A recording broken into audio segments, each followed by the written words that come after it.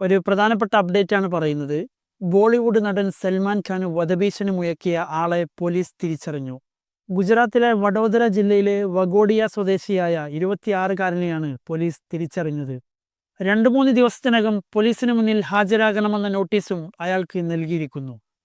ഭാരതീയ ന്യായ സംഹിതയുടെ സെക്ഷൻ 351 പ്രകാരം അയാൾക്കെതിരെ police case ചുമത്തി.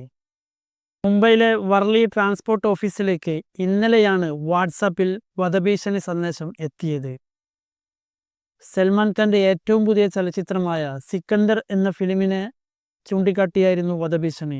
സിക്കന്ദർ എന്ന ഫിലിമിലെ നായകനെ വധിക്കുമെന്നായിരുന്നു ഭീഷണി സന്ദേശത്തിൽ ഉണ്ടായിരുന്നത്. കാറ് ബോംബ് വെച്ച് തകർക്കുമെന്നും മുംബൈയിലെ ബാന്ദ്രയിലെ സൽമാൻ ഖാന്റെ വീട്ടിൽ കയറി വധിക്കുമെന്നുമായിരുന്നു ആ സന്ദേശത്തിൽ ഉണ്ടായിരുന്നത്. അതേസമയം അയാൾക്ക് മാനസിക അസ്വാസ്ഥ്യമുണ്ടെന്നാണ് അയാളെ സന്ദർശിച്ച ഗുജറാത്ത് പോലീസിനോട് കുടുംബക്കാർ പറഞ്ഞത്.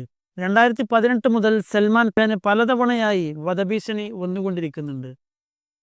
നിലവിൽ ജയിലിൽ കഴിയുന്ന കുപ്രസിദ്ധ കൊള്ളത്തലവൻ ലോറൻസ് ബിഷ്നോയിയുടെ നേതൃത്വത്തിൽ പലതവണ സൽമാൻ ഖാന് നേരെ വധഭീഷണി നടന്നിട്ടുണ്ട്.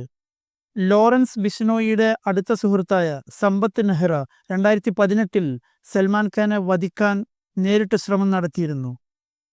ബിഷ്നോയ് സംഘം പരിശുദ്ധമെന്ന് കരുതുന്ന കൃഷ്ണമൃഗത്തെ അഥവാ ബ്ലാക്ക് ബക്കിനെ 1998 സൽമാൻ ഖാൻ വേട്ടയാടി എന്നതായിരുന്നു സൽമാൻ ഖാന് നേരെ അവർ ഉന്നയിച്ചിരുന്ന ആരോപണം. 2024 ഏപ്രിൽ 14 ബാന്ദ്രയിലെ സൽമാൻ ഖാന്റെ വീടായ ഗാലക്സി അപ്പാർട്ട്മെന്റിന് നേരെ വെടിവെപ്പ് നടന്നിരുന്നു.